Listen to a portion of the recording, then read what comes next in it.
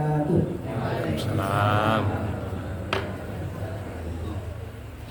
Innal hamdalillah nahmaduhu wa nasta'inuhu wa nastaghfiruh wa na'udzu billahi min shururi anfusina wa min sayyiati a'malina may yahdihillahu fala mudilla lahu wa may yudlil fala hadiya lahu. Asyhadu an la ilaha illallah wa asyhadu anna Muhammadan 'abduhu wa rasuluh la nabiyya ba'da amma ba'd. Segala puji bagi Allah Subhanahu wa Ta'ala yang sampai pada saat ini masih melimpahkan rahmat dan karunia-Nya kepada kita bersama, sehingga pada malam hari ini kita masih bisa merasakan nikmatnya kebahagiaan, nikmatnya kekayaan, nikmatnya kesehatan, dan juga nikmatnya kehidupan. Dan yang paling besar dari nikmat itu adalah Allah memberikan kita kesempatan untuk merasakan nikmatnya ibadah, sehingga pada malam hari ini kita bisa hadir di mushola yang kita cintai ini dalam rangka ibadah kepada Allah Subhanahu wa Ta'ala, yang mana barusan kita sudah melaksanakan sholat isya berjamaah, dan insya Allah akan kita lanjutkan lagi nanti dengan sholat tarawih berjamaah. Begitu banyak dan besar nikmat yang diberikan Allah kepada kita, maka patutlah kita bersyukur atas nikmat yang telah diberikan Allah kepada kita, agar Allah selalu menambahkan rahmat dan nikmatnya kepada kita bersama, sebagaimana yang dijanjikan oleh Allah dalam Quran surah Ibrahim, A'udzu billahi minasyaitonir rajim, wa idz ta'adzana rabbukum la in syakartum la azidannakum wa la in kafartum inna 'adzabi lasyadid. Yang artinya, dan ingatlah tatkala Tuhanmu berkata, bersyukurlah engkau atas nikmat yang telah kuberikan, maka aku akan tambahkan nikmatku untukmu, dan jika engkau kufur, maka ingatlah azabku sangatlah pedih. Kemudian dari itu Bapak Ibu, salawat dan salam tidak lupa kita doakan untuk Nabi kita, Nabi Muhammad sallallahu alaihi wasallam. Allahumma salli ala Muhammad wa ala ali Muhammad.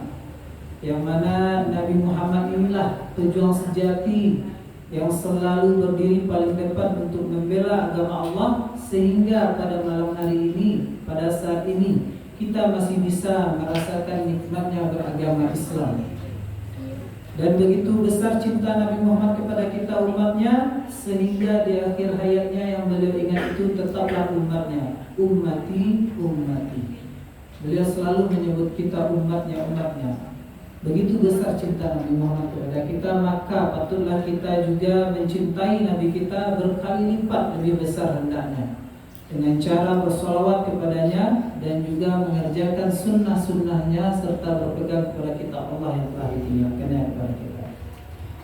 Bapak dan Ibu yang dirahmati Allah, alhamdulillah pada malam hari ini Ambo berkesempatan lagi bertemu dengan Bapak Ibu di Mushola Andor.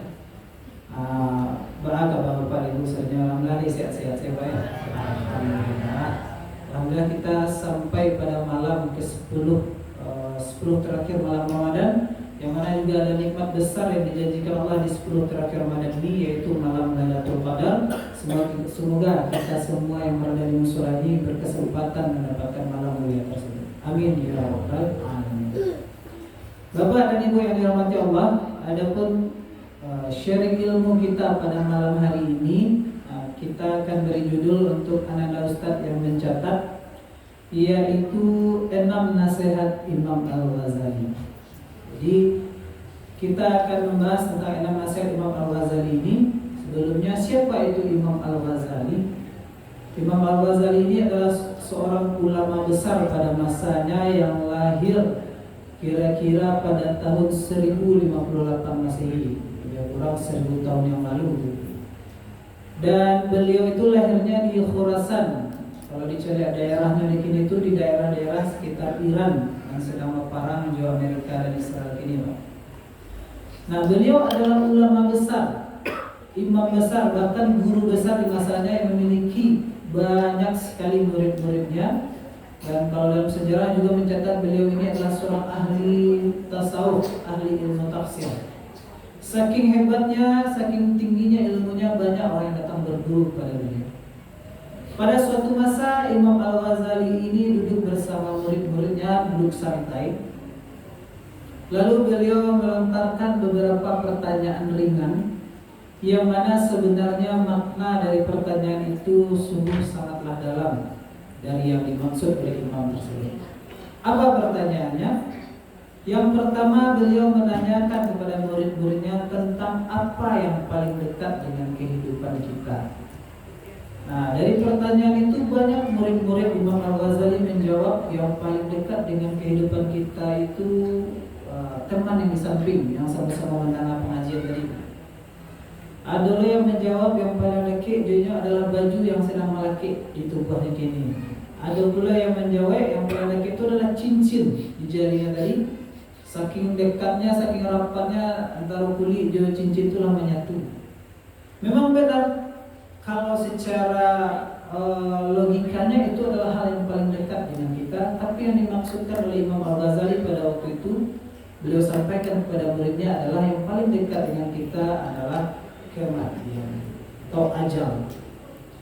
Kalau ajal ini Bapak Ibu, kita tidak tahu kapan waktunya dan di mana dia akan datang.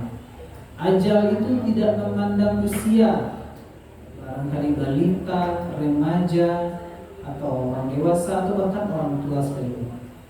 Semuanya akan mendapatkan jatahnya pada waktu yang telah ditentukan Allah. Siap tak siap, ya Allah cabut. Dan semua yang bernyawa yang sama-sama kita ketahui Bapak Ibu, kullu nafsin dha'iqatul maut. Tidak akan pernah bisa kita lari dari hal tersebut. Maka dari itu Bapak dan Ibu, jika kita mengingat kematian ini, tentunya kita hendaknya harus mawas diri. Kita harusnya selalu mempersiapkan diri untuk kemungkinan tersebut. Apa yang sudah kita persiapkan dan apa bekal yang akan kita bawa ke akhirat kelak untuk kita pertanggungjawabkan di hadapan Allah Subhanahu wa taala. Kemudian Imam Al-Ghazali juga melontarkan pertanyaan kedua. Kalau yang tadi yang paling dekat, sekarang beliau menanyakan apa yang paling jauh dari kehidupan kita ini. Murid-muridnya waktu itu menjawab yang paling jauh waktu itu adalah kampung halamannya. Ada mungkin yang datang dari Mesir, ada dari Arab, punya dari luar-luar daerah menjawab kampungnya yang jauh. Kalau yang ada juga yang melihat menjawab mungkin yang jauh dari mata yang terlihat, bintang-bintang. Itu semua memang secara logikanya betul. Tapi apa yang dimaksudkan oleh Imam Al-Ghazali pada waktu itu adalah beliau memberikan jawabannya kepada muridnya, yang paling jauh dari kehidupan kita itu adalah waktu yang telah berlalu. Waktu yang telah berlalu ini tidak akan pernah bisa kita jemput lagi Bapak Ibu. Bahkan Allah bersumpah dalam Quran surah Al-Asr, A'udzu billahi minasyaitonir rajim, wal 'asri innal insana lafi khusr. Demi masa, sesungguhnya manusia berada di dalam kerugian. Kenapa Allah bersumpah demi masa? Masa di sini bisa kita artikan waktu. Waktu yang berputar di sekeliling kita ini Bapak Ibu, yang berputar di jam-jam itu. Allah katakan innal insana lafi khusr. Sungguhnya manusia berada di dalam kerugian. Kerugian kenapa? Karena banyak di antara manusia ini yang melalaikan waktu yang telah diberikan oleh Allah Subhanahu wa taala. Tidak memanfaatkan waktu dengan baik, menggunakannya dengan amal-amal baik, sehingga sia-sialah separuh hidupnya atau bahkan seumur hidupnya di dunia ini. Maka dari itu Bapak dan Ibu yang dirahmati Allah, semoga kita yang masih Allah berikan kesempatan hidup di dunia ini bisa mengamalkan, bisa memanfaatkan waktu yang Allah berikan ini dengan sebaik-baiknya, tentunya dengan amal ibadah kepada Allah Subhanahu wa taala. Masuk kepada pertanyaan yang ketiga dari Imam Al-Ghazali. Nah, ini pertanyaannya itu adalah apa yang paling besar di dalam kehidupan kita ini? Kalau dilihat dari mata murid-muridnya waktu itu, yang paling besar yang mereka lihat itu adalah gunung-gunung atau bukit-bukit atau istana-istana megah yang ada pada waktu itu sungguh sangat besar.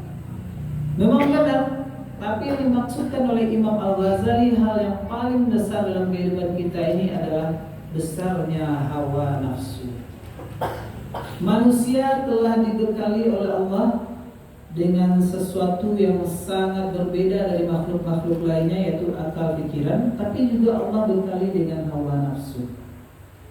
Nah, hawa nafsu inilah yang sering dimanfaatkan oleh setan untuk menggoda kita manusia. Nah, itu seperti yang disebutkan dalam surah An-Nas, alladzi yuwaswisu fi sudurin nas, sehingga banyak manusia tidak bisa mengendalikan hawa nafsunya, sehingga banyak manusia menjadi budak dari hawa nafsu.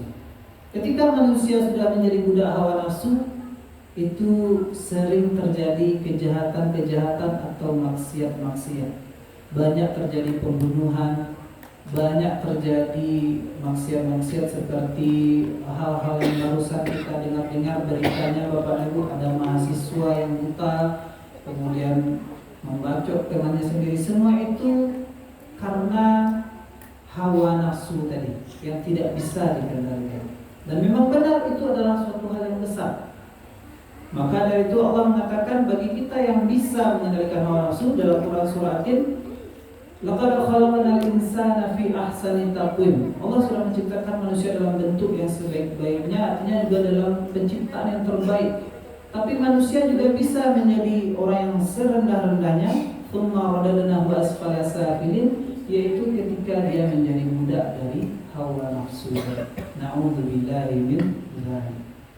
Maka dari itu Bapak Ibu, marilah kita sama-sama memanfaatkan momen di Ramadan ini sebagai bekal kita, sebagai sarana kita untuk melatih pengendalian hawa nafsu yang kita miliki. Kemudian pertanyaan yang keempat dari Imam Al-Ghazali kepada murid-muridnya, apa hal yang paling berat di dalam kehidupan kita ini?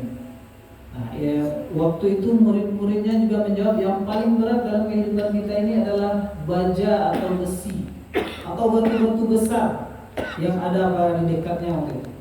Memang benar, tapi yang paling besar yang dimaksudkan oleh Imam Al-Ghazali pada waktu itu adalah hal yang paling berat yang dimaksudkan oleh Imam Al-Ghazali pada waktu itu adalah beratnya mengemban suatu amanah. Nah, amanah ini masing-masing kita mendapatkannya. Yang pertama adalah amanah manusia sebagai khalifah di muka bumi. Kullukum ra'in wa kullukum mas'ulun an ra'iyati. Setiap kamu adalah pemimpin dan setiap kamu akan ditanyai tentang apa yang akan kamu pimpin. Artinya itu adalah ada amanah yang Allah titipkan kepada diri kita. Dan amanah untuk menjadi khalifah di muka bumi ini sebenarnya Allah pernah menawarkan kepada yang lainnya, Bapak dan Ibu. Sebagaimana yang disebutkan dalam Quran surah Al-Ahzab ayat 72, A'udzu billahi minasyaitonir rajim. Inna 'aradna al-amanata 'alas samawati wal ardi wal jibali fa'abaina an yahmilnaha wa ashfaqna minha wa hamalaha al-insan innahu kana zaluman jahula. Yang artinya, sesungguhnya kami telah menawarkan amanah kepada langit, bumi dan juga gunung-gunung, tetapi semuanya enggan memikul amanah itu. Mereka khawatir tidak bisa melaksanakannya karena terlalu berat. Lalu dipikullah amanah itu oleh manusia. Sungguh manusia itu sangat zalim dan sangat bodoh. Begitulah pernyataan Allah dalam Quran surah Al-Ahzab ayat 72. Langit dan luweh seri menolak dengan amanah itu. Gunung yang gadang, bumi yang luweh pun menolak dengan amanah, tapi manusia dengan bangganya menerima amanah tersebut. Walaupun demikian, Allah menyatakan juga dalam Quran surah Al-Baqarah ayat 30, ketika para malaikat mempertanyakan Allah ingin menjadikan manusia sebagai khalifah, a'udzu billahi minasyaitonir rajim. Wa idz qala rabbuka lil malaikati inni ja'ilun fil ardi khalifah qalu ataj'alu fiha man yufsidu fiha wa yasfiku ad-dima wa nahnu nusabbihu bihamdika wa nuqaddisu lak. Qala inni a'lamu ma la ta'lamun. Yang artinya, dan ingatlah tatkala Tuhanmu berfirman kepada para malaikat, aku hendak menjadikan khalifah, yang mana yang dimaksud di sini adalah manusia. Lalu mereka berkata, apakah engkau hendak menjadikan orang yang merusak dan menumpahkan darah di sana, sedangkan kami bertasbih kepadamu dan mensucikan namamu? Lalu Allah berfirman, sungguh aku mengetahui apa yang tidak kamu ketahui. Walaupun Allah tadi mengatakan dalam surah Al-Ahzab manusia itu zalim dan bodoh, tapi Allah tahu apa yang terbaik. Artinya walaupun amanah itu sangat berat, Bapak dan Ibu yang dirahmati Allah, tapi pasti manusia bisa mengemban amanah itu dengan baik. Semoga kita bisa menjadi orang-orang yang mengemban amanah dengan baik dalam setiap kepercayaan yang diberikan kepada kita. Kemudian pertanyaan kelima dari Imam Al-Ghazali yaitu, kalau yang tadi paling berat, apa yang paling ringan dalam kehidupan kita? Banyak yang menjawab waktu itu debu-debu, pasir, kertas, segala yang ringan disebutkan, tapi yang dimaksudkan oleh Imam Al-Ghazali yang paling ringan adalah meninggalkan ibadah. Ibadah di sini mungkin banyak, Bapak, manusia banyak sekali lalai dengan ibadah, melalaikan sholat, puasa ataupun zakat. Itu sangat mudah bagi manusia meninggalkannya, dan itu pun juga merupakan tanggung jawab kita kepada Allah Subhanahu wa taala. Kebutuhan kita sebenarnya, bukanlah kewajiban kita, kebutuhan kita. Tapi di sana jugalah hal yang paling ringan ditinggalkan oleh manusia. Maka dari itu Bapak dan Ibu yang dirahmati Allah, semoga kita juga menjaga amanah sebagai manusia pilihan Allah untuk selalu beribadah kepadanya dan tidak lalai dengan ibadah kepada Allah Subhanahu wa taala. Dan yang terakhir, Imam Al-Ghazali memberikan pertanyaan kepada siswanya, murid-muridnya, apa yang paling tajam di dalam kehidupan kita ini? Banyak yang menjawab waktu itu adalah pisau ataupun pedang, karena memang itulah yang digunakan saat berperang. Memang benar Bapak Ibu, tapi yang dimaksudkan oleh Imam Al-Ghazali yang sama-sama kita ketahui, yang paling tajam itu dalam kehidupan kita adalah lisan atau lidah. Lidah yang tidak bertulang tadi memang dia tidak bisa mengeluarkan darah kepada orang lain, tapi ketika dia mengucap sesuatu bisa menyayat sampai ke dalam hati. Dan ketika hati seseorang sudah luka dengan perkataan kita, itu sangat sulit untuk diobati. Kalau kita ibaratkan Bapak Ibu seperti paku yang kita gunakan palu untuk menokok meja, menokok kayu, tablet, dan ketika dicabut itu bisa dicabut tapi tetap meninggalkan bekas. Begitulah tajamnya lisan tadi sampai menusuk kepada hati. Bahkan Nabi Muhammad berkata dalam hadisnya, "Man kana yu'minu billahi wal yawmil akhir falyaqul khairan aw liyasmut." Bagi siapa yang beriman kepada Allah dan Rasulnya, hendaklah dia berkata yang baik atau diam. Jadi Nabi Muhammad juga meminta kita, menyuruh kita untuk selalu mengeluarkan tutur kata yang baik agar senang didengarkan oleh orang lain dan tidak menyakiti hati orang lain. Dan jika kita tidak bisa, maka sebaiknya adalah diam. Bapak dan Ibu yang dirahmati Allah, dari 6 pertanyaan Imam Al-Ghazali tadi bisa kita ambil kesimpulannya. Yang pertama dari pertanyaannya tentang yang paling dekat, yaitu adalah ajal. Bisa kita ambil di sana adalah bagaimana kita selalu mengingat kematian, karena kematian itu bisa datang kapan saja. Maka hendaklah kita persiapkan diri dengan bekal terbaik di akhirat.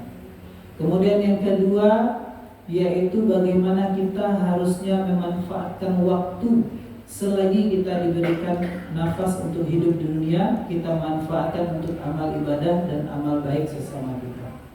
Dan yang ketiga, yaitu bagaimana kita harusnya mengendalikan hawa nafsu, karena segala sumber kejahatan dan maksiat itu tidak jauh dari hawa nafsu tadi. Jika kita sudah bisa mengendalikan hawa nafsu, insya Allah kita akan menjadi orang yang mulia dunia dan akhirat.